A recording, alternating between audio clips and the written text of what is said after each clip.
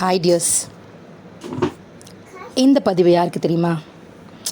நான் நினச்ச வாழ்க்கை வேறு ஏதோ வாழ்க்கை போனால் போதுன்னு பிடிக்காமல் வாழ்ந்துட்டுருக்கேன் அப்படின்னு சொல்கிறவங்களுக்கு தான் இந்த பதிவு. சில நேரங்களில் இந்த நீங்கள் ஃப்ளவர்ஸ் எல்லாம் பார்த்தீங்கன்னு வச்சிங்களேன், அழகழகான ஃப்ளவர்ஸ் இருக்குல்ல, நம்மளை சுற்றி நிறைய ரெட் கலரில் என்னென்னமோ கலர்ஸில் இருக்குல்ல, பார்க்கும் போதில் பிடிக்கும்ல, இவ்வளோ அழகாக இருக்குது இந்த பூவெல்லாம் அப்படின்னு நினைக்கிறோம்ல. அதுக்கு பின்னாடி ஒரு சீக்ரெட் இருக்குது, சொல்லட்டுமா?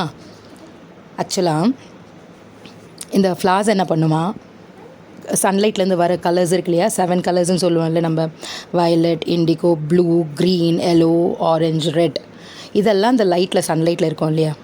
ஸோ அந்த ஃப்ளார் எல்லாமே தனக்குள்ளே அப்சர்வ் பண்ணிக்கிட்டு தனக்கு எந்த கலர் பிடிக்கலையோ, இந்த கலர் எனக்கு வேணாம், எனக்கு பிடிக்கவே பிடிக்கல அப்படின்னு எந்த கலரை வேணான்னு ஒதுக்குதோ அந்த ஃப்ளவருக்கு அதுதான் கலர்.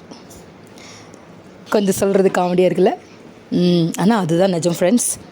ஸோ சில நேரங்களில் நமக்கு வேண்டான்னு பிடிக்காது அப்படின்னு ஒதுக்குற சில விஷயங்கள் தான் நம்ம வாழ்க்கைக்கு ரொம்பவே நல்லதாக அமையும்.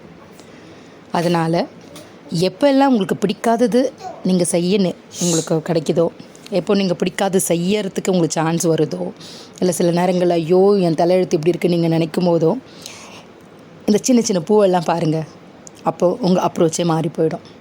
சரியா? ட்ரை பண்ணுறீங்களா? பாய்.